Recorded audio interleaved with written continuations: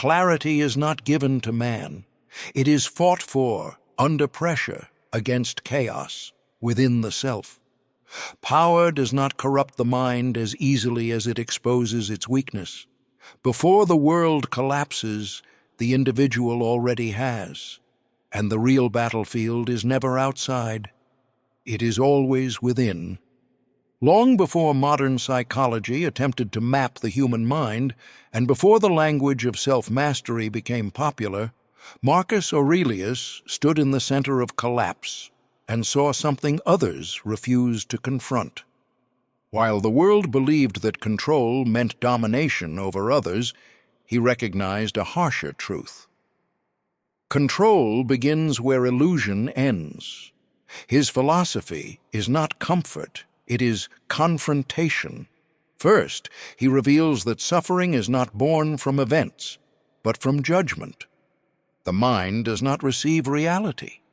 It edits it, distorts it, resists it. And in that resistance, pain expands beyond necessity. What people call misfortune is often interpretation disguised as fate. Strip away the judgment, and suffering loses its structure. Second, he demands a shift in perspective, not as escape, but as correction. The human ego magnifies what is near and ignores what is vast. Problems grow not because they are large, but because we stand too close to them. Distance does not erase pain, it exposes proportion. Third, he forces the individual to face mortality, not as tragedy, but as instruction. When time is seen as limited, triviality collapses. What remains is what truly matters. Death does not end life first. It clarifies it. Today, surrounded by distraction and false control, modern individuals repeat the same error with greater sophistication. Technology hides chaos. It does not remove it.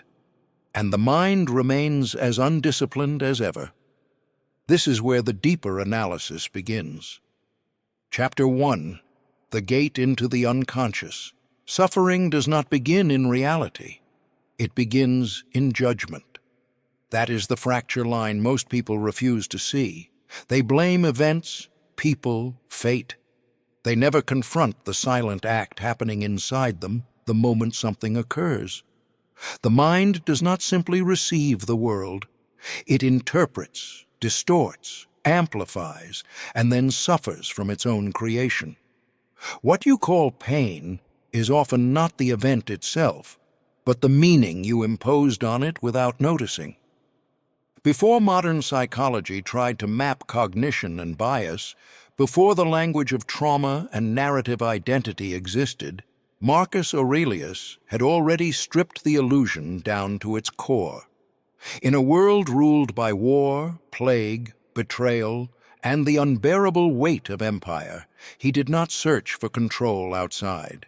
He turned inward and exposed a brutal truth. The disturbance is not in the thing. It is in your judgment about the thing. While the world insisted that chaos was external, he saw that chaos was manufactured within. The first claim is ruthless. Events and the meanings you assign to them are not the same. They never were. Yet the human mind fuses them instantly, as if interpretation were reality itself. You lose something and immediately label it as loss, failure, injustice. But what actually happened is simple. Something changed. The rest is your construction. This construction feels real because it is fast, automatic, and deeply conditioned. But it is still a layer added after the fact. The mistake is not that you interpret. The mistake is that you never question the interpretation.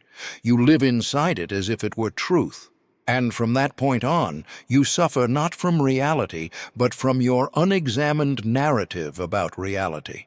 The conclusion is unavoidable. If you cannot separate event from judgment, you will always be enslaved by your own mind. The second claim cuts deeper. Suffering grows not from what happens, but from your resistance to what happens. Reality does not negotiate. it unfolds. Yet the mind insists on arguing with it. This should not have happened. This is unfair. This is not what I wanted. That internal protest becomes the true source of pain. The event is finite. The resistance is continuous. You replay, reinterpret, intensify. You create layers of suffering on top of a single moment. People believe they are hurt by life, but in truth, they are hurt by their refusal to accept life as it is. Acceptance is misunderstood as weakness, as passivity, but Marcus reveals the opposite. Acceptance is clarity. It is seeing reality without distortion, without the added noise of ego. When you stop resisting what already is, you remove the excess suffering that never needed to exist. The pain may remain, but the torment dissolves. And that distinction changes everything. The third claim is where freedom begins. Inner freedom emerges the moment you perceive the gap between event and judgment. That gap is small, almost invisible, but it is real. In that space lies your power, not power over the world, but power over your response. Most people never enter that space. They react instantly, automatically, unconsciously. Their lives are a chain of reactions, each one dictated by prior conditioning. But the moment you pause and see that your interpretation is not inevitable, something shifts. You are no longer fused with your thought. You are observing it, and in that observation, you gain the ability to choose. This is not easy. It demands discipline, awareness, and brutal honesty.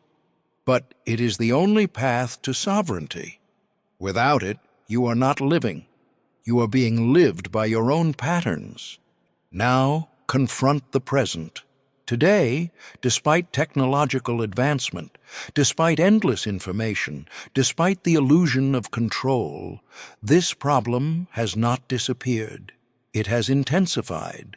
The modern mind is flooded with stimuli, opinions, comparisons, expectations. Every event is instantly interpreted, judged, broadcasted. There is no silence between perception and reaction. Everything is immediate, amplified, distorted. People do not experience life. They experience their interpretation of life at high speed. Anxiety grows not because reality is worse, but because interpretation is faster, harsher, and more relentless. Modernity did not solve suffering. It refined the mechanisms that produce it. It made the internal noise louder, more convincing, harder to escape. Go deeper. Strip away the surface. Why does the mind cling so tightly to its judgments? Why does it refuse to separate itself from its own interpretations? Because judgment creates a sense of control. If you can label something as bad, unfair, wrong, you feel momentarily grounded. You believe you understand what is happening. But this is an illusion.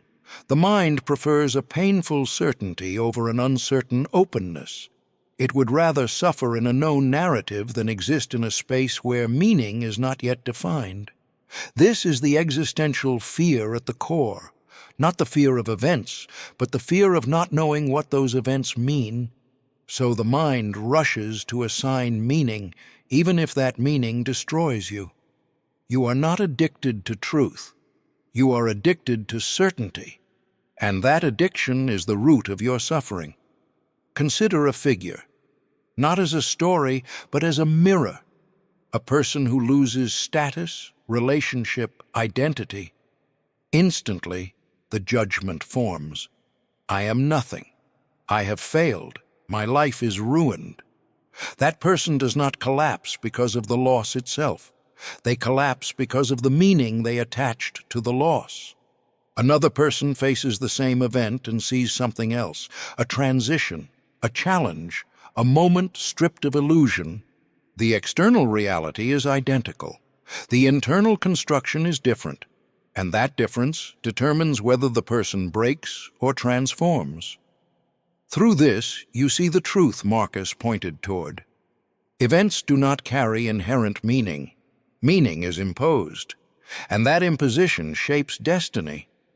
All of this converges into a single principle. You are not suffering from life. You are suffering from the way you interpret life. The world is not obligated to align with your expectations, your desires, your sense of fairness. But you are responsible for how you meet the world. That responsibility is absolute. It cannot be outsourced, avoided, or diluted. The moment you accept this, you lose the comfort of blame, but you gain something far more dangerous: agency. And now the question you cannot escape. If your suffering is not in the event, but in your judgment, then what exactly are you defending every time you resist reality? What are you protecting when you refuse to see clearly? At that moment, the illusion cracks, and you are left facing the one thing you have avoided all along: yourself. And that is where true freedom begins. Chapter 2. Seeing Life from Above, to Restore True Proportion. Your problems are not as large as they feel. They only appear that way because you are standing too close to them. That is the distortion most people never question. They assume intensity equals importance. They confuse proximity with truth. But what overwhelms you is often not the weight of reality, but the narrowness of your perspective. You are trapped inside a single frame, and from within that frame, everything expands beyond its actual size. Long before modern astronomy expanded human imagination, before humanity saw itself as a small fragment in a vast universe, Marcus Aurelius had already forced his mind beyond the limits of immediate perception. While others were consumed by politics, conflict, and personal ambition, he stepped back mentally and observed existence from a higher vantage point.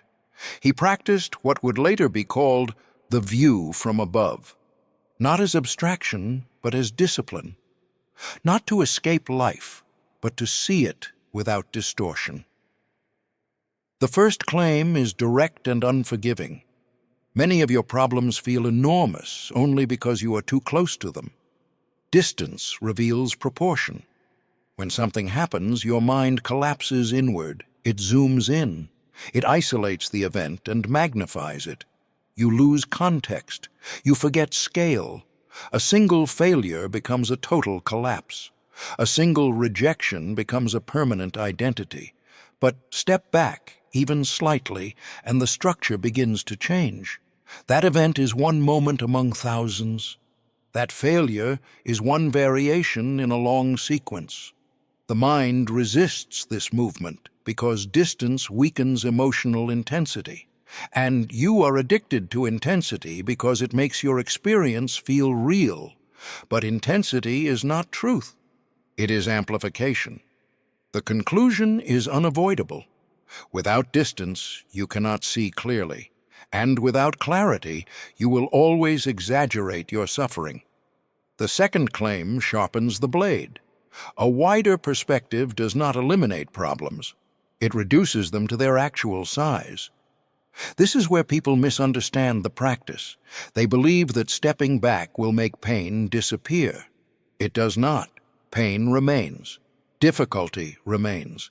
But distortion dissolves.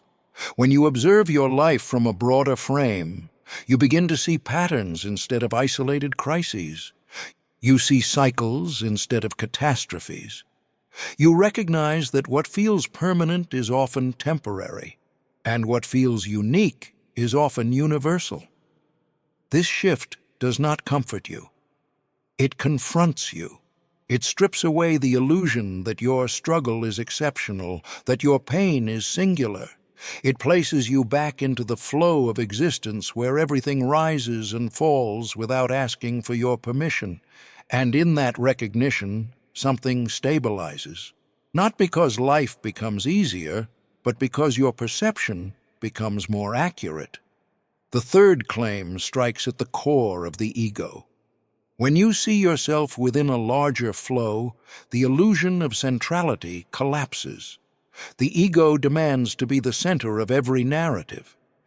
It wants your experiences to be special, your suffering to be unique, your existence to be significant beyond measure. But from a higher vantage point, this illusion cannot survive. You are one life among billions, one moment in an endless sequence of moments. This is not meant to diminish you. It is meant to free you, because the same illusion that inflates your importance also inflates your pain. When everything revolves around you, everything threatens you. Every failure becomes catastrophic. Every loss becomes unbearable. But when you are no longer the center, the pressure loosens. You are part of something larger, something that does not depend on your success or failure to continue. And in that realization, the ego loses its grip. Now confront the present condition. In 2025, humanity has more access to information than ever before, yet less distance from its own thoughts. The modern individual is constantly immersed in immediacy. Notifications, comparisons, endless streams of curated realities. There is no pause, no elevation, no space to step back. Everything is urgent, everything is amplified. People live inside microscopic frames, reacting to fragments of reality without ever seeing the whole. Anxiety grows because perspective collapses. The more connected the world becomes, the more psychologically trapped individuals become within their own narrow viewpoints. Technology did not expand consciousness. It compressed it. It made proximity permanent. Go deeper into the internal mechanism. Why does the mind resist stepping back? Why does it cling to a narrow frame, even when that frame causes suffering? Because distance threatens identity. If you step back far enough, the stories you tell yourself begin to dissolve. The narrative of who you are, what you deserve, what your life means, all of it becomes less solid. And that is terrifying. The ego survives on narrative density. It needs constant reinforcement. A wider perspective weakens that reinforcement. It introduces ambiguity. It exposes the possibility that your problems are not as defining as you believed. And without those problems, without that intensity, who are you? This is the question most people avoid, so they stay close, they stay immersed, they choose distortion over dissolution. Consider a figure not as a biography, but as a symbol. A ruler standing at the center of an empire, burdened by decisions that affect thousands, surrounded by conflict, pressure, and uncertainty. Yet instead of collapsing inward, he expands outward. He imagines the world from above. Cities become points, lives become brief flickers. Time stretches beyond individual existence. Through this, he does not escape responsibility. He clarifies it. He sees what truly matters and what does not. He acts not from panic, but from proportion. That figure reveals the essence of this discipline. Power is not the ability to control events. It is the ability to see them in the right scale. All of these threads converge into a single principle. Perspective determines the weight of your reality. Not because reality changes, but because your relationship to it changes. When you are too close, everything becomes heavy, urgent, overwhelming. When you step back, the same reality becomes structured, contextualized, bearable. This is not illusion. This is correction. You are not minimizing life. You are seeing it without distortion. And now the question that refuses to stay silent. If your problems shrink when you step back, then what does that say about the way you have been seeing your life all along? What else have you been exaggerating without realizing it? At that moment, the frame breaks. And you are no longer trapped inside a single perspective. You are forced to see. And once you see, you cannot return to blindness. Chapter 3. Death is not the end of life, but the force that reveals how to live. Death is not what you fear, it is what you refuse to confront. And in that refusal, you quietly destroy the depth of your own existence. You live as if time stretches endlessly ahead, as if meaning can always be delayed, as if life will wait for you to become ready. But life does not wait. It erodes, it moves, it disappears while you hesitate. The tragedy is not that life is short. The tragedy is that you behave as if it is not. Long before modern culture buried death beneath comfort, distraction, and denial, Marcus Aurelius forced himself to face it directly. While the world around him collapsed into war, disease, and instability, he did not seek escape in illusion. He turned toward the one truth no emperor could command. Death was not an abstract concept for him, it was a daily presence. And instead of weakening him, it sharpened his perception. While others avoided the thought, he used it as a tool to cut through confusion. The first claim stands without compromise. Remembering death is not pessimism, it is clarity. People assume that thinking about death will darken their experience, that it will drain joy and paralyze action. This is a misunderstanding born from fear. What truly drains life is the illusion of endless time. When you believe your days are unlimited, you treat them carelessly.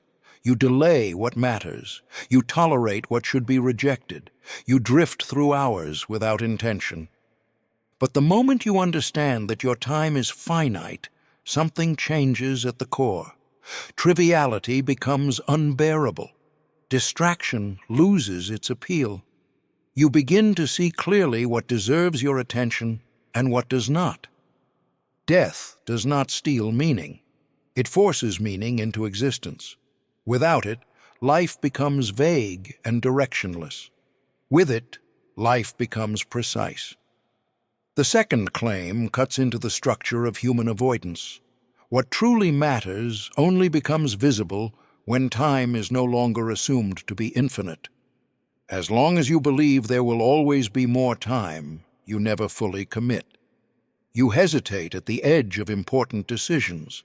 You postpone difficult conversations. You avoid confronting your own contradictions. You live in a state of partial engagement, always holding something back. But introduce the awareness of limitation, and this structure collapses. Suddenly, time is not a background condition. It becomes a force pressing against you. You can no longer pretend that you will fix things later. Later is uncertain. Later may not exist. And under that pressure, truth surfaces. You begin to see which relationships are real and which are hollow. You see which actions align with your values and which are driven by fear. You see where you have been lying to yourself. Death does not create these truths. It reveals them. The third claim moves deeper into the core of existence. Awareness of finitude does not reduce life. It intensifies it. When you truly understand that each moment is limited, you no longer experience it superficially. You do not rush past it in search of the next thing. You enter it fully. You listen with presence. You act with intention. You feel without distraction. This is not about romanticizing the moment. It is about recognizing its irreversibility. Once it passes, it does not return, and that fact gives it weight. Depth is not created by accumulating more experiences. It is created by fully inhabiting the experiences you already have, and that capacity only emerges when you stop assuming there will always be another chance. Now confront the present condition. In 2025, death has been removed from daily awareness. It exists, but at a distance.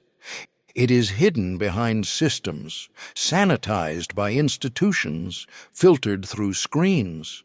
People know they will die, but they do not feel it as an immediate reality. And without that immediacy, life becomes diluted. Days blur into each other.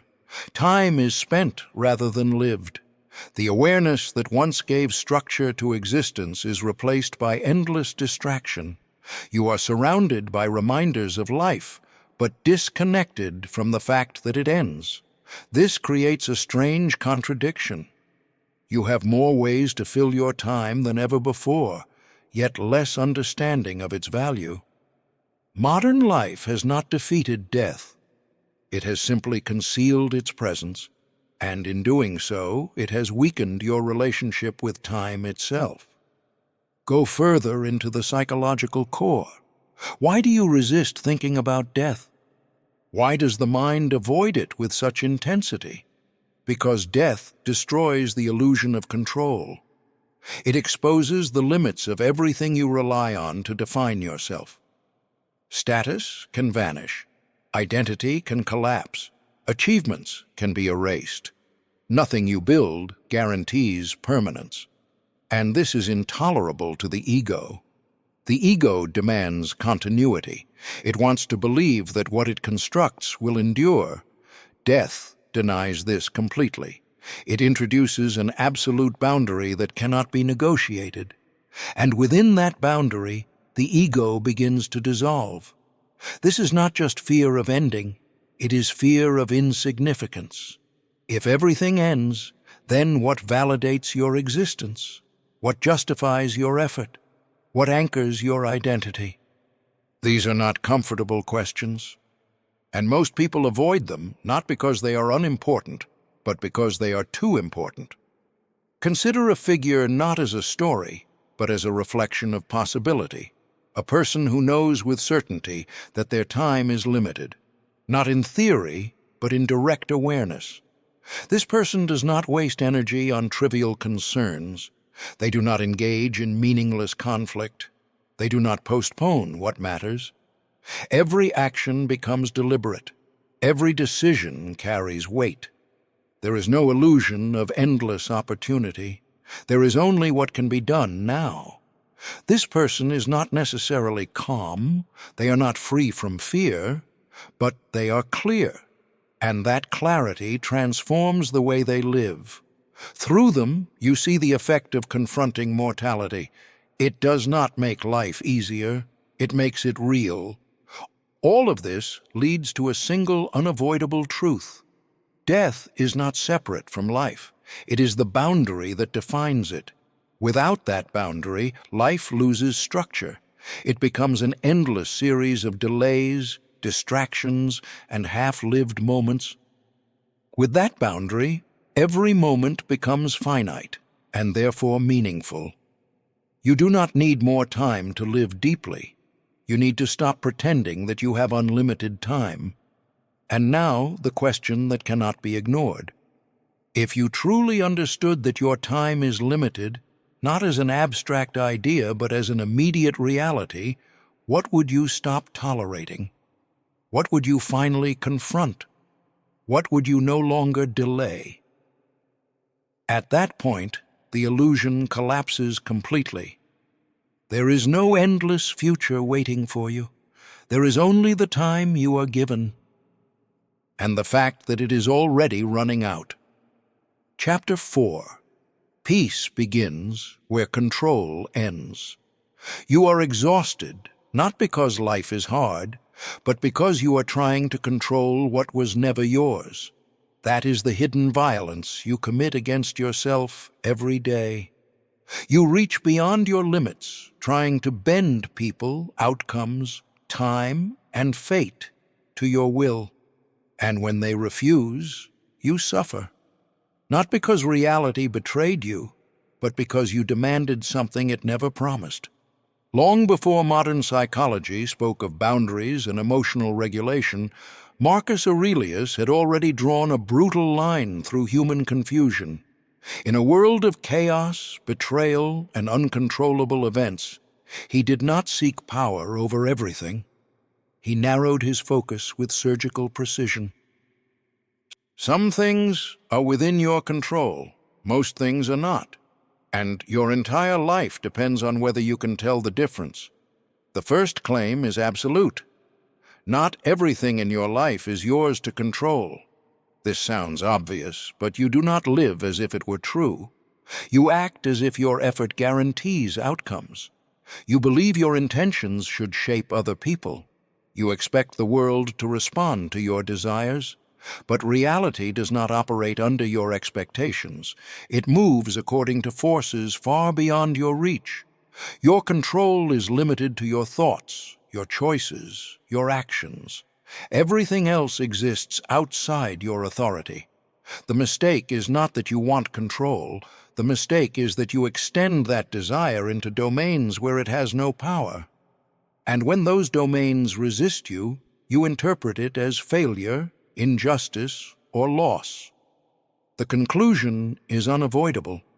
The more you try to control what is not yours, the more powerless you become. The second claim cuts deeper into the structure of suffering.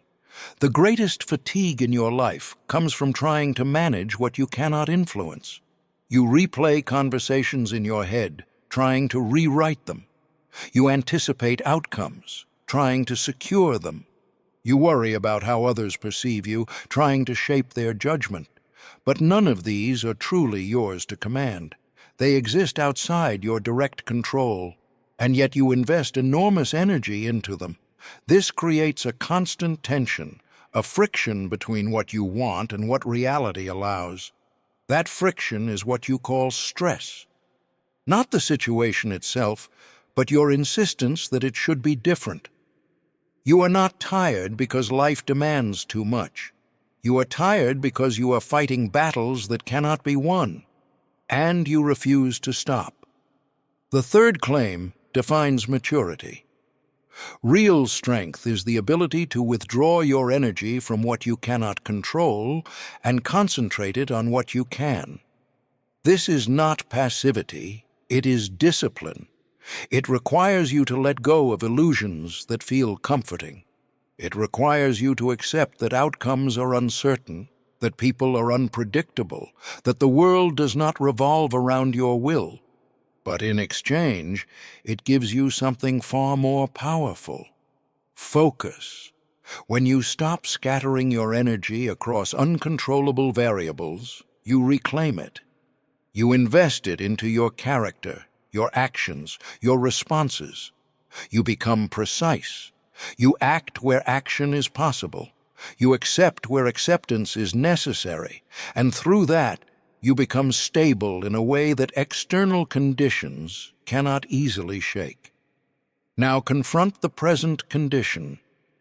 In 2025, the illusion of control has reached its peak. Technology gives you the feeling that everything is accessible, adjustable, manageable. You can influence your environment, curate your identity, track your performance, predict outcomes. This creates a dangerous belief that you should be able to control everything. And when reality breaks this illusion, the reaction is intense. Anxiety rises, frustration grows. People feel betrayed by a world that refuses to obey them. But the problem is not the world. The problem is the expectation. Modern life did not expand your control as much as it expanded your illusion of control. And that illusion makes every loss feel like a personal failure. Go deeper into the psychological core. Why do you cling so strongly to control? Why is it so difficult to let go? Because control creates the illusion of safety. If you believe you can manage everything, you believe you can prevent pain. You believe you can secure your future. You believe you can protect your identity. But this is a fragile construction. The more you depend on control, the more vulnerable you become when it fails. And it will fail, always. The world is too complex, too unpredictable, too indifferent to your plans. Letting go of control is not just a practical adjustment, it is an existential shift. It means accepting uncertainty. It means facing the fact that you cannot guarantee outcomes. And that is terrifying, so you hold on tighter, even as it breaks you. Consider a figure not as a story, but as a structure. A person standing in the middle of uncertainty. They cannot control what others think. They cannot control what will happen tomorrow. They cannot control how events unfold. But they can control one thing: their response, their decision to act with integrity, regardless of outcome, their refusal to collapse into chaos when circumstances shift. This person does not waste energy trying to dominate reality. They align themselves with it. They act where action is possible and release what is not. Through this, they achieve something rare, not control over life, but stability within it. All of these threads converge into a single principle. Peace is not found by controlling the world. It is found by understanding the limits of your control. The moment you accept this, something shifts. You stop negotiating with reality. You stop demanding guarantees. You stop exhausting yourself over outcomes you cannot secure. Instead, you focus on what remains within your reach, your judgment, your choices, your actions. And in that space, you become effective. Not because the world becomes predictable, but because you are no longer dependent on its predictability. And now the question that cuts through all illusion. If you cannot control outcomes, if you cannot control others, if you cannot control the unfolding of events, then what exactly are you left with? At that moment, the answer becomes unavoidable. You are left with yourself, and whether you can govern that is the only question that ever mattered. Chapter 5. To live in alignment with a deeper order is to stop worshiping yourself as the center of reality. The universe is not chaos. It only appears chaotic to a mind that refuses to understand its place within it. That is the first rupture. You look at life and see randomness, injustice, disorder, but what you are truly seeing is your own expectation collapsing. You expected control. You expected fairness defined by your desires. You expected reality to revolve around you. When it does not, you call it chaos. But the disorder is not in the world. It is in your interpretation of it. Long before modern science attempted to map the laws of nature, before systems theory and complexity tried to describe hidden structures, Marcus Aurelius had already aligned himself with a deeper principle. He called it logos, not as a mystical abstraction, but as a recognition. The universe is governed by a rational order beyond individual will. While others resisted life as if it were broken, he accepted that life unfolds according to a structure larger than personal preference. The first claim is uncompromising. The universe does not exist to satisfy you. This is the illusion that drives most human suffering. You believe that your desires should shape reality, that your expectations should be fulfilled, that your sense of justice should be reflected in the world. But reality does not negotiate with individual preference. It operates according to forces that do not recognize your personal narrative. When things do not go your way, you interpret it as failure or injustice. But from a larger perspective, nothing has gone wrong. Something has simply unfolded according to a system you do not fully understand. The mistake is not that you desire. The mistake is that you believe your desire defines how things should be. The conclusion is brutal. The more you center reality around yourself, the more conflict you will experience. The second claim exposes a deeper layer. Peace emerges when you stop seeing yourself as the center of everything. The ego constructs a world where everything relates back to you. Events become personal. Outcomes become reflections of your worth. Other people's actions become judgments of your identity. This creates constant tension. You are always at the center of evaluation, always at risk of being diminished. But when you step out of that center, something shifts. You begin to see events as part of a larger flow, not as attacks or validations directed at you. This does not make you insignificant. It makes you accurate. You are a participant in a system, not the axis around which it turns. And in that realization, the pressure to control everything begins to dissolve. The third claim moves into alignment.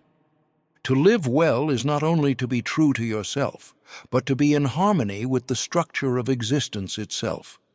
This is where modern thinking often fragments. It tells you to follow your desires, to assert your individuality, to define your own path. But it rarely asks whether that path aligns with anything beyond you. Marcus demands more. He insists that your actions must not only satisfy your internal standards, but also fit within the larger order of life. This requires discipline. It requires you to question whether your impulses are aligned with reason, whether your actions contribute to coherence or disruption.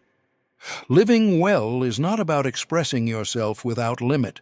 It is about refining yourself until your existence fits into something greater without resistance. Now confront the present condition. In 2025, the belief that the individual is the center of reality has reached an extreme. You are told that your feelings define truth, that your perspective is primary, that your experience is the ultimate reference point. This creates a powerful illusion that the world should adapt to you, that systems should bend to your identity, that meaning is something you create independently of any larger structure. But this belief collapses under pressure. When reality does not conform, frustration emerges. When others do not validate your perspective, conflict arises. Modern culture amplifies the ego while removing the framework that could stabilize it. The result is a generation that feels powerful in theory, but fragile in reality. Go deeper into the psychological root. Why does the mind resist the idea of a larger order? Why does it insist on placing itself at the center? Because surrendering that position feels like loss. If you are not the center, then you are not in control. If you are part of a larger system, then your desires are not absolute. This threatens the ego at its core. It forces you to accept limitation, interdependence, and uncertainty. It removes the illusion that you can define reality according to your will.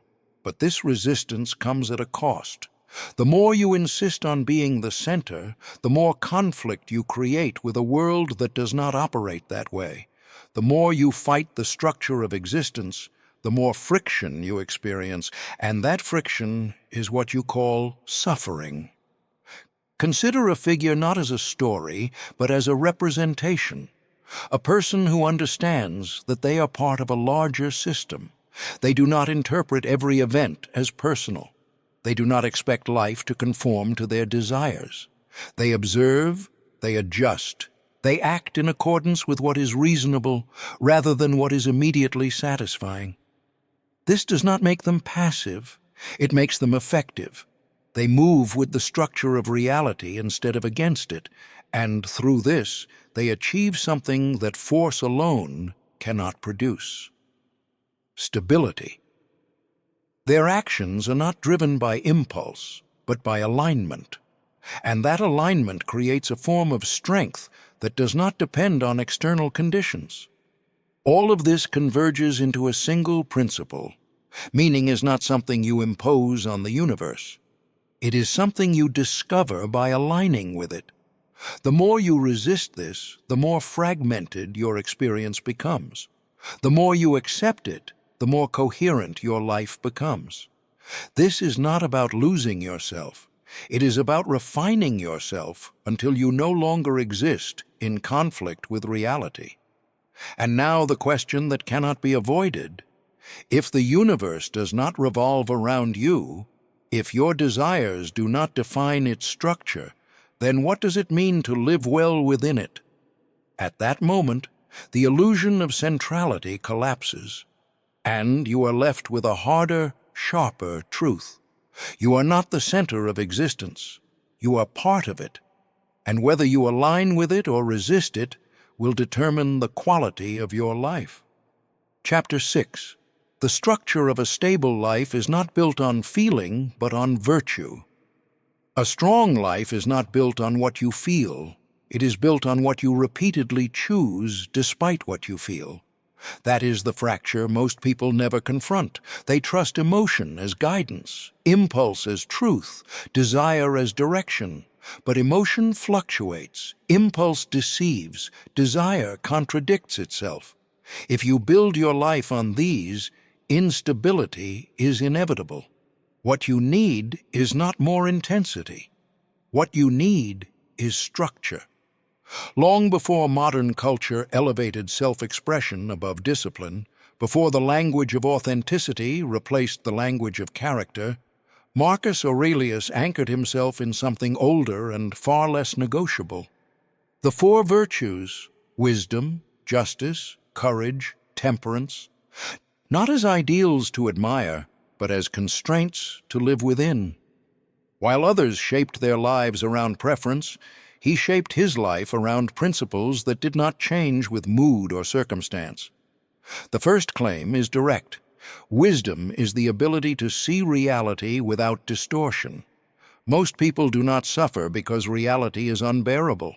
They suffer because they refuse to see it clearly. They project, assume, exaggerate, deny. They interpret situations through fear, through desire, through insecurity. And then they react to those interpretations as if they were truth. Wisdom cuts through this. It demands that you strip away illusion and confront what is actually there. Not what you wish were there, not what you fear is there, but what is. This requires discipline. It requires you to question your own thoughts, to doubt your immediate reactions, to pause before concluding. The common misunderstanding is that wisdom is knowledge.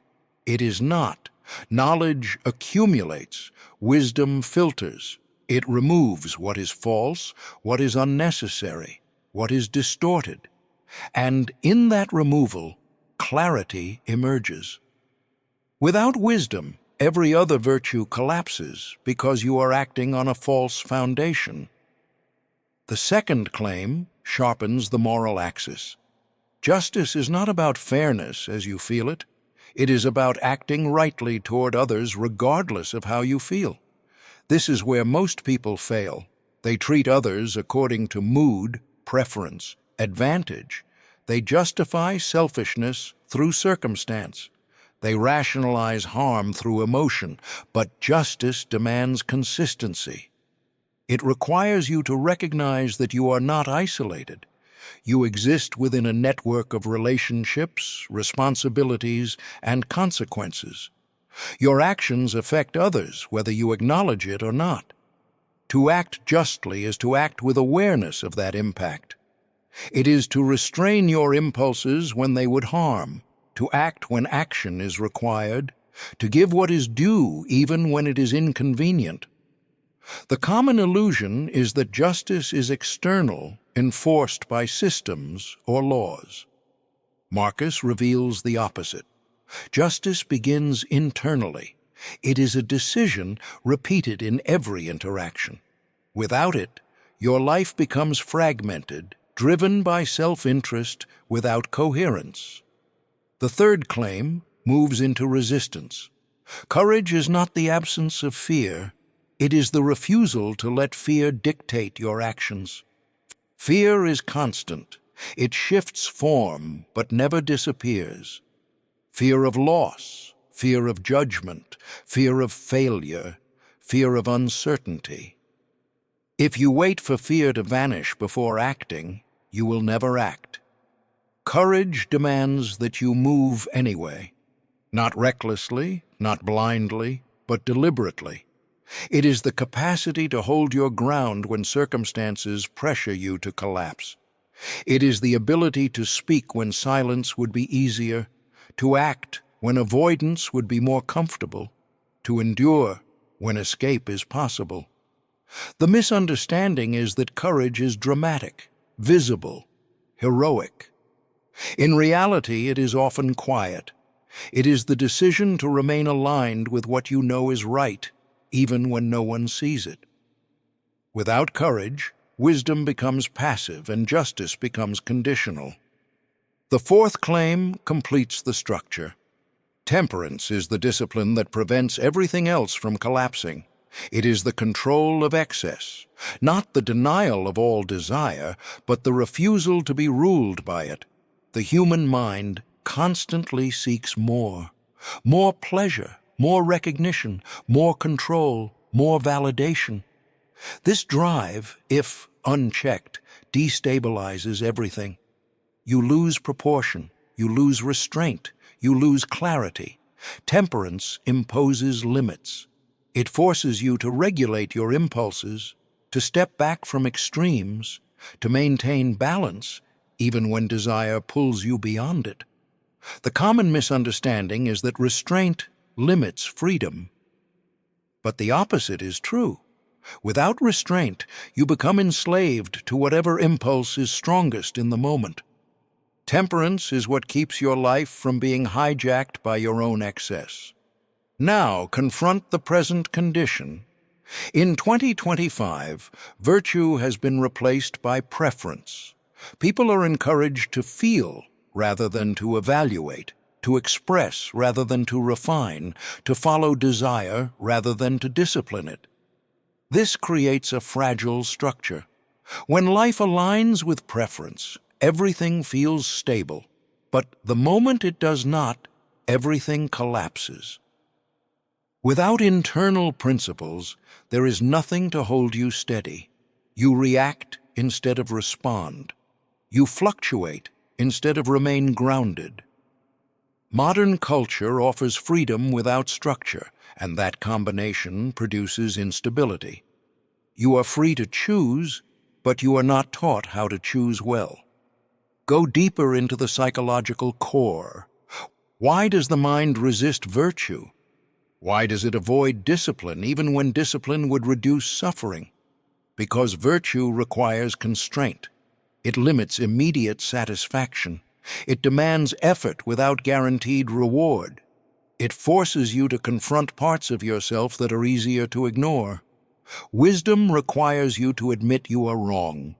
Justice requires you to act against your own advantage. Courage requires you to face fear directly. Temperance requires you to deny excess. None of these feel comfortable. The mind prefers ease, immediacy, gratification. It avoids resistance. But that avoidance creates weakness. And that weakness becomes visible the moment life becomes difficult. Consider a figure not as a narrative, but as a structure of being.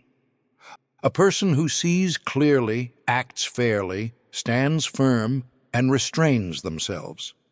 This person is not perfect. They feel anger, fear, desire like anyone else, but they are not governed by these forces. They observe them, evaluate them, and choose their response deliberately. Their life is not chaotic because it is not driven by impulse. It is guided by principle. Through them, you see what stability actually looks like. Not comfort, not ease, but coherence. A life where actions align with values regardless of circumstance. All of these elements converge into a single truth. A stable life is not something you find. It is something you build through repeated alignment with virtue. There is no shortcut. No external condition can replace it. You can have success, recognition, security, and still be unstable if your internal structure is weak. But with virtue, even in uncertainty, something remains intact. You remain intact. And now the question that cuts through every excuse. If your life is unstable, If your reactions are inconsistent, if your direction is unclear, is it because the world is chaotic, or because you have not built the internal structure required to face it? At that moment, the answer becomes unavoidable. You do not lack opportunity. You lack foundation. And without that foundation, nothing you build will stand. Chapter 7. A human being is not complete until they live beyond themselves. A life centered only on yourself will eventually collapse into emptiness. That is not a moral judgment. It is a structural truth. You can pursue success, pleasure, recognition, and personal growth, but if all of it loops back only to you, something will remain unresolved. The self cannot sustain itself as the ultimate purpose. It consumes, expands, demands, but it does not fulfill. And the more you feed it, the more it requires. Long before modern individualism elevated the self as the highest priority, before the idea of personal fulfillment became the central goal of life, Marcus Aurelius saw a different structure. He did not separate personal development from responsibility to others. He saw human beings as parts of a larger organism, not isolated units, but interconnected elements within a shared system. While others focused on their own advancement, he insisted on something more demanding. To live well is to contribute beyond yourself. The first claim is sharp. You are not designed to exist only for your own benefit. The idea that life is about maximizing your personal gain is a distortion. It feels natural because the self is immediate. Your needs, your desires, your fears are always present. But this immediacy does not define your purpose. It only defines your perspective. When you act only for yourself, you create a closed loop. Every action feeds back into your own identity, and over time, that loop becomes suffocating. Nothing extends beyond it. Nothing connects you to something larger. The misunderstanding is that focusing on yourself will eventually lead to fulfillment. But it does not. It leads to saturation. You accumulate experiences, achievements, and pleasures, yet something remains empty. Because meaning does not emerge from accumulation. It emerges from connection. The second claim deepens the structure. A life that revolves only around itself inevitably drifts toward emptiness. This is not immediate. At first, self-centered living feels rewarding. You gain, you achieve, you experience. But over time, the pattern reveals itself. Each achievement satisfies temporarily, then fades. Each pleasure diminishes with repetition. Each success requires a new one to maintain its effect. The self becomes a system that must constantly be fed, yet never feels complete. This is not failure. It is design. The self is not meant to be the end point. It is meant to be a participant in something larger. When that participation is absent, the system becomes unstable. You begin to feel a lack that cannot be explained by external conditions. You have what you thought you needed, yet it is not enough. That is the signal. Not that you need more, but that you are oriented incorrectly. The third claim defines dignity. Human worth expands when it becomes useful beyond itself. This is where the structure shifts. When your actions begin to contribute to others, something changes internally. Not as a reward, not as validation, but as alignment. You are no longer operating in isolation. Your existence intersects with something beyond your own identity. This creates a different kind of stability. You are not constantly measuring your own progress, your own success, your own satisfaction. You are engaged in something that extends past you, and in that extension, your sense of meaning deepens. This is not about sacrifice in the sense of loss. It is about expansion in the sense of function. You are not reduced by serving something larger. You are completed by it. Now confront the present condition. In 2025, the emphasis on self has reached an extreme. You are told to prioritize yourself, to focus on your growth, to build your identity, to protect your energy. These ideas are not entirely wrong, but they are incomplete. They isolate you. They create a model of life where everything begins and ends with you. And in that model, something essential is missing. You become hyper-aware of your own needs, your own emotions, your own trajectory, but you lose connection to the larger structure that gives those things meaning. The result is a paradox. You have more freedom to shape your life than ever before, yet more people feel disconnected, empty, and directionless. Because freedom without orientation leads to fragmentation. Go deeper into the psychological root. Why does the mind resist living for something beyond itself? Why does it cling to self-centeredness even when it leads to emptiness? Because focusing on yourself feels controllable. It creates a defined boundary. You can manage your own goals, your own progress, your own outcomes to some extent. But once you extend beyond yourself, uncertainty increases. Other people are unpredictable. Outcomes are not guaranteed. Your efforts may not be recognized or rewarded. This threatens the ego. It prefers a system where it remains the central reference point. Even if that system is empty, it is familiar. Expanding beyond yourself requires you to accept unpredictability, to act without immediate return, to invest in something that does not revolve around you. And that is difficult. Consider a figure not as a story, but as a structure of meaning. A person who does not measure their life solely by personal success, but by their contribution to others. Their actions are not driven only by self-advancement, but by a recognition that they are part of a larger whole. They work, they act, they engage not just for themselves, but for something that extends beyond them. This does not make their life easier. It makes it heavier. Responsibility increases. Complexity increases. But meaning also increases. Through them, you see the difference between a life that consumes and a life that contributes. One expands outward, the other collapses inward. All of this converges into a single principle. You do not find meaning by looking deeper into yourself alone.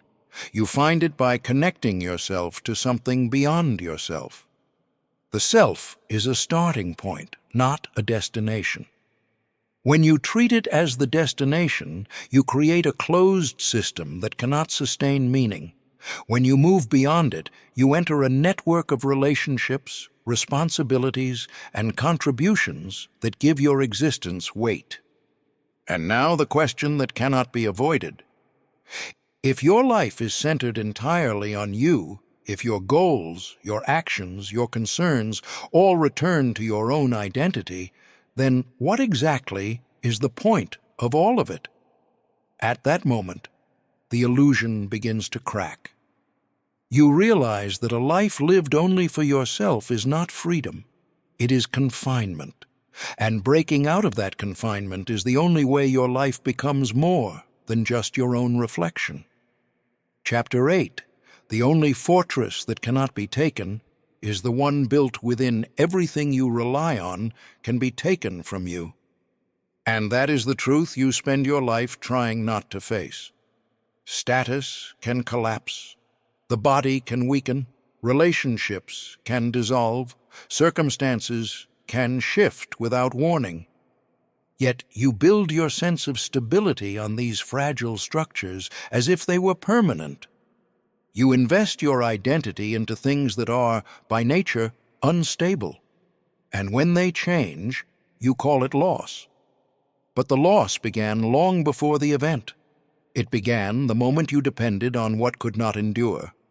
Long before modern psychology spoke of resilience and emotional stability, Marcus Aurelius had already constructed something far more precise: the inner citadel. Not a metaphor of comfort, but a discipline of separation. In a world where everything external could be destroyed, he identified one domain that could remain intact: the inner self. Not the ego, not the personality, but the capacity to choose, to judge, to respond. While others fortified their lives with external defenses, he fortified his mind. The first claim is uncompromising. Everything external is unstable. You may resist this, but reality does not bend to preference. Wealth fluctuates. Reputation shifts with opinion. Health deteriorates over time. Even the people you trust are subject to change, to distance, to disappearance. None of these are fixed. Yet you treat them as if they define your security. You build your identity around them. You say, "This is who I am because of what I have, who I know, how I am seen." But these are conditions, not foundations. When they change, your identity fractures because it was never anchored internally. The misunderstanding is that stability comes from securing external factors. But no matter how much you accumulate, you cannot remove their inherent instability. The conclusion is harsh. If your sense of self depends on what can be taken, then your self is already at risk. The second claim cuts deeper into the structure of strength. What endures is not what happens to you, but how you respond to what happens to you.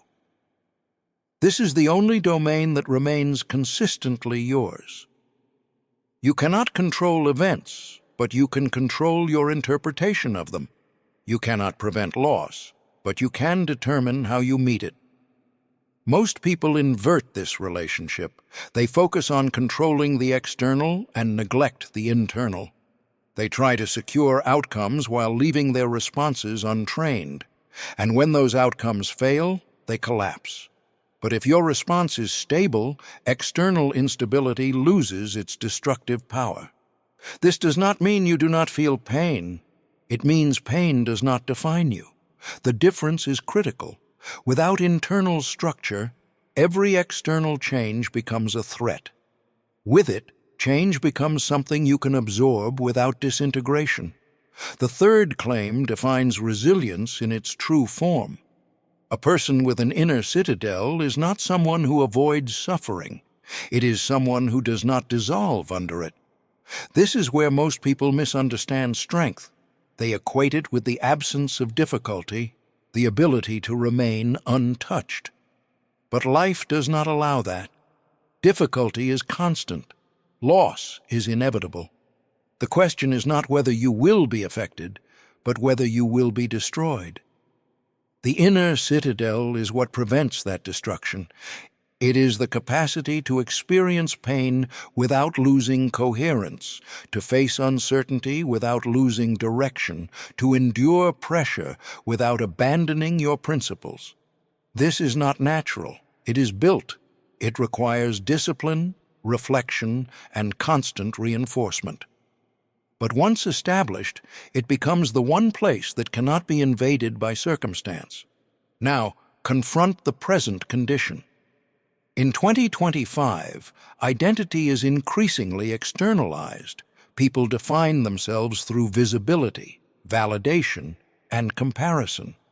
Social perception becomes a measure of worth. External feedback becomes a source of identity. This creates a fragile structure. When validation is present, stability appears. When it disappears, instability follows. The self becomes dependent on external signals. And because those signals are inconsistent, the self becomes unstable. Modern life encourages you to build your identity outward, to anchor yourself in things that can shift at any moment. And then it leaves you unprepared when they do. Go deeper into the psychological core. Why do you resist building an inner foundation? Why do you continue to depend on external structures even when they fail you? Because external validation is immediate. It is visible. It is measurable. You can see it, track it, compare it. Internal stability is different. It is invisible. It requires effort without immediate reward. It demands that you face yourself without distraction, and that is uncomfortable. It forces you to confront your weaknesses, your inconsistencies, your lack of discipline. It offers no applause, no recognition, only the slow construction of something that only you can perceive. The mind prefers what is immediate over what is enduring, even if what is immediate is unstable. Consider a figure not as a narrative, but as a structure of being. A person who has built their identity internally. They experience loss, but they do not collapse. They face criticism, but they do not lose direction. They encounter uncertainty, but they do not abandon themselves. This does not mean they are unaffected. It means they are not defined by what happens to them. Their core remains intact because it was never dependent on external conditions. Through them, you see what true stability looks like. Not control over life, but control over self. All of this converges into a single principle. The only thing you can truly rely on is your ability to respond with clarity, integrity, and discipline. Everything else is temporary. This is not a pessimistic view. It is an accurate one. And accuracy is what allows you to build something that lasts. When you stop expecting permanence from the external, you begin to invest in what can endure. Your judgment, your character, your response. And now, the question that removes all illusion. If everything you depend on can change, can disappear, can be taken, then what remains when all of it is gone? At that moment, there is no distraction left, no external structure to hold you, only you. And whether you have built something within that can stand when everything else falls. Chapter 9. To imagine loss is to strip illusion from what you think you possess. You do not value what you have. You assume it. That is the silent error shaping your entire life. You wake up expecting what surrounds you to remain: people, health, time, stability. You treat them as constants, not conditions. And because of that, you move through life without truly seeing what is in front of you. You are not ungrateful by intention. You are blind by assumption. Long before modern psychology spoke about gratitude practices and cognitive reframing, Marcus Aurelius applied a far more severe discipline. He trained his mind to imagine loss before it happened. Not as a form of self-punishment, not as a descent into negativity, but as a method of perception. While others clung to what they had as if it were permanent, he mentally removed it. And in doing so, he saw it clearly for the first time. The first claim is direct and uncomfortable. Imagining loss is not cruelty toward yourself. It is clarity. Most people believe that thinking about losing what they love will make them anxious, unstable, or pessimistic. But the opposite is often true. What creates fragility is the illusion that what you have is guaranteed. When something is assumed to be permanent, you stop engaging with it consciously. It fades into the background of your awareness. But when you imagine its absence, even briefly, something shifts. You see its presence again. You feel its weight. You recognize its value. The practice is not about suffering in advance. It is about removing the false belief that what you have is secured. And once that belief is gone, appreciation becomes sharper, more grounded, more real. The second claim cuts deeper into the structure of attachment. What is seen as fragile is no longer treated as trivial. This is where perception transforms behavior. When you recognize that something can be lost, you stop treating it as insignificant.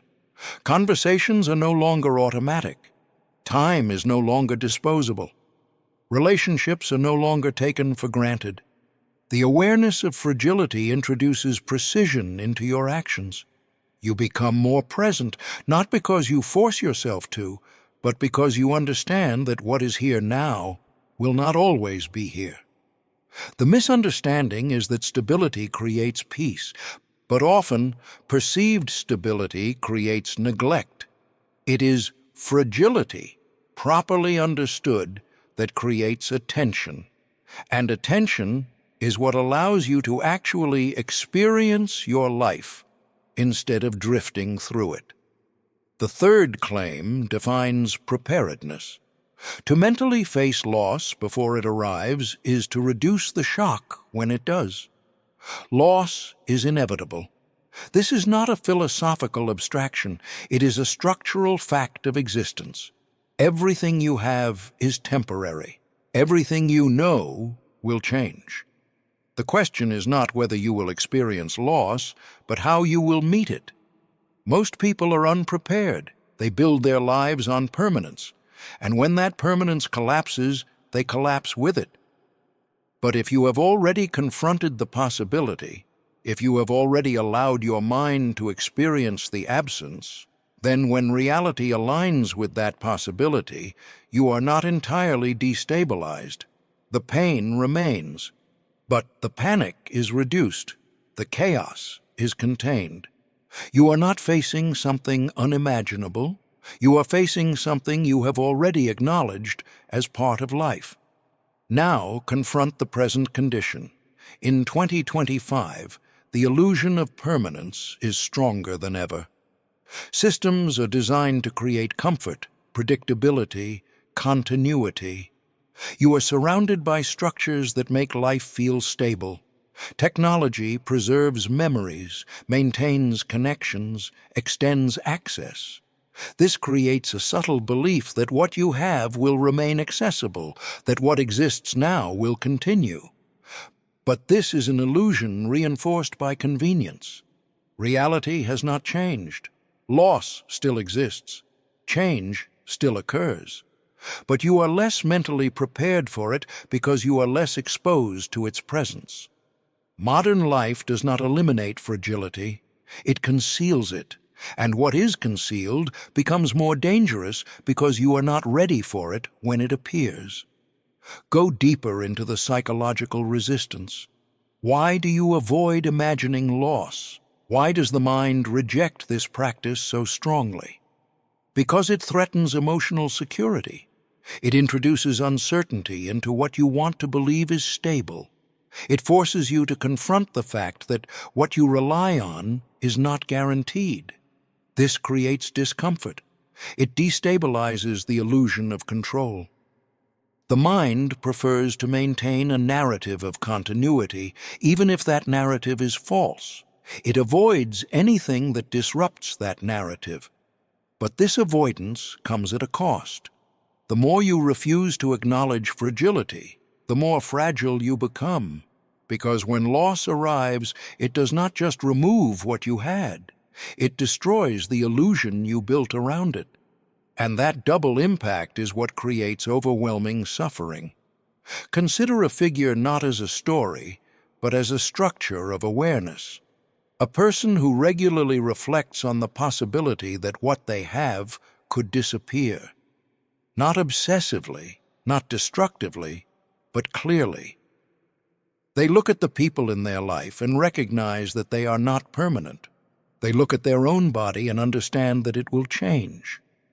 They look at their circumstances and accept that they are conditional. This does not make them distant or detached. It makes them present. They engage more fully because they are not assuming continuity.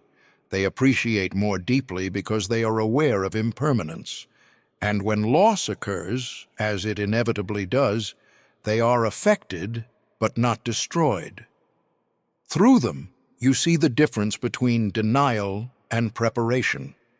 All of this converges into a single principle. What you do not recognize as fragile, you will inevitably take for granted.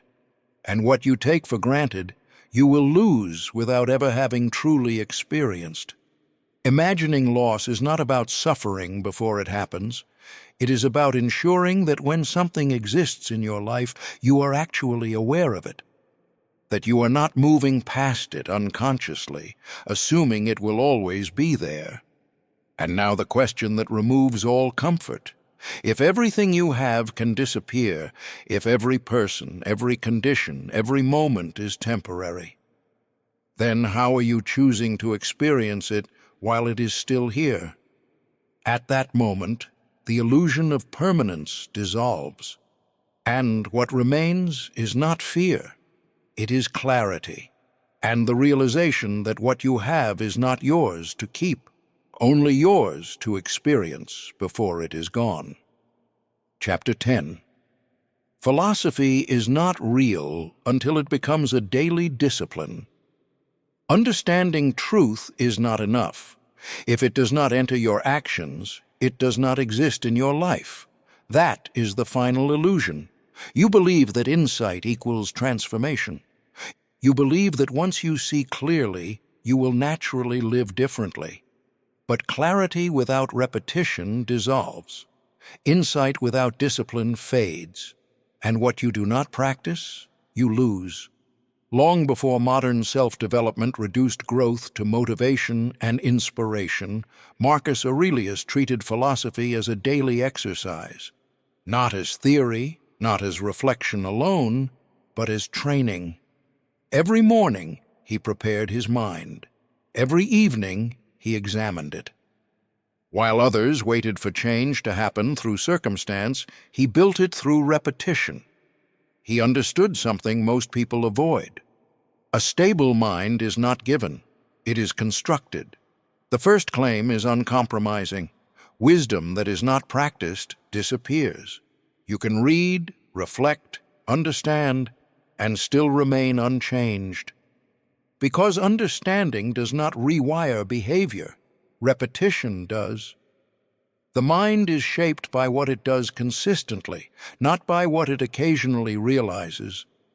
You may know that you should not react impulsively, but if you continue to react impulsively, that knowledge is irrelevant. You may understand that you cannot control external events, but if you keep trying to control them, that understanding has no weight. The mistake is believing that awareness automatically leads to action. It does not. Without deliberate practice, awareness remains abstract, and abstraction does not survive contact with real situations. The second claim sharpens the method. Each morning is preparation. Each evening is confrontation.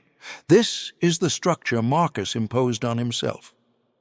In the morning, he did not assume the day would unfold easily. He anticipated difficulty. He reminded himself that he would encounter ignorance, selfishness, unpredictability, not to become cynical, but to become ready. He aligned his expectations with reality before reality could disrupt him. This removed surprise. It reduced emotional reactivity. It created a mental posture that could absorb friction without collapse. In the evening, he reversed the direction.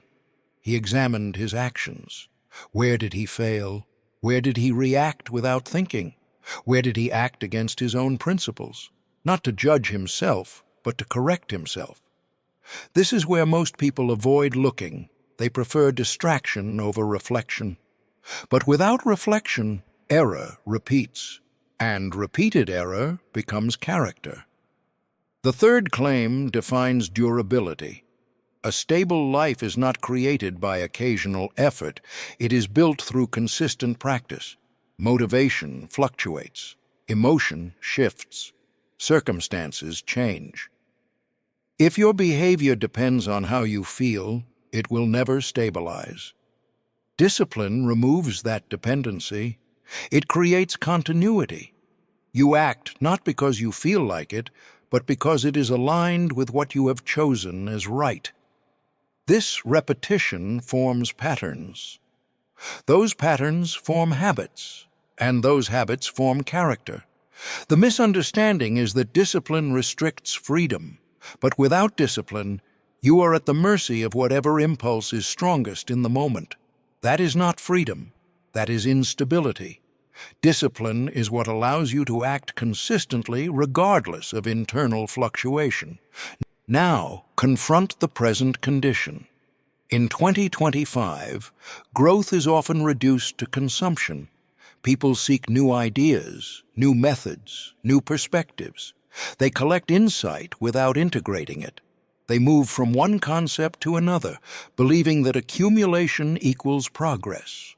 But nothing changes, because nothing is practiced long enough to take root. The modern mind is overstimulated and undertrained. It knows more than it can apply.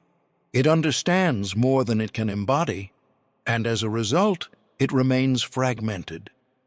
The problem is not lack of information, it is lack of repetition. You do not need more ideas.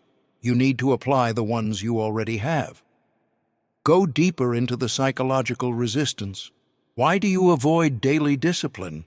Why do you prefer inspiration over repetition? Because discipline is slow, it is repetitive. It does not provide immediate reward.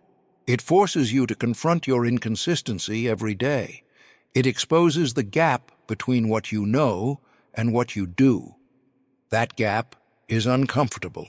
It reveals that you are not yet who you believe yourself to be. Inspiration allows you to feel aligned without actually changing. Discipline removes that illusion. It demands evidence. It demands action. And most people would rather feel progress than enact it. Consider a figure not as a story, but as a structure of practice. A person who begins each day with intention and ends each day with reflection. They do not rely on mood. They do not wait for the right moment. They follow a process. Over time, their reactions become more measured. Their decisions become more consistent. Their behavior aligns more closely with their principles. This does not happen suddenly. It happens gradually, through repetition. Through them, you see the real function of philosophy, not to explain life, but to shape it. All of this converges into a single principle.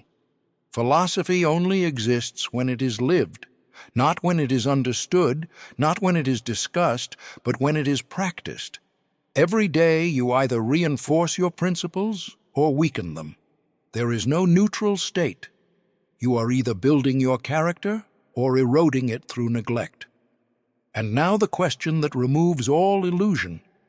If what you know is not reflected in what you do, then what exactly do you know? At that moment, the distance between insight and action becomes undeniable, and you are left with a final truth. You do not become what you understand, you become what you practice, and that is where your life is actually decided. Conclusion: the greatest power is the one you hold over yourself. Life does not become easier when you understand it. It becomes sharper. That is the truth Marcus Aurelius leaves behind, and it is not meant to comfort you. It is meant to confront you. Across everything you have just faced, one pattern emerges with brutal consistency. The world does not change for you. People do not align with you. Time does not wait for you. And yet, something remains within your reach. Not control over events, but control over your judgment, your actions, your response. You suffer because you misinterpret. You are overwhelmed because you stand too close. You waste time because you deny its limit. You exhaust yourself because you try to control what is not yours. You become unstable because you build on what can collapse. You feel empty because you live only for yourself. You break because you never built anything within. You panic because you never prepared for loss. You stagnate because you never practiced what you understand. None of these are accidents. They are consequences of how you choose to engage with reality. Marcus does not offer escape. He offers alignment. He does not promise comfort. He demands clarity. He does not remove suffering. He shows you where it is created. And once you see that, you are left without excuses. You cannot blame the world for what originates in your own perception. You cannot blame fate for what depends on your own discipline. You cannot blame others for what is within your control to refine. This is where his philosophy becomes dangerous, because it removes illusion. It strips away the narratives you use to protect yourself.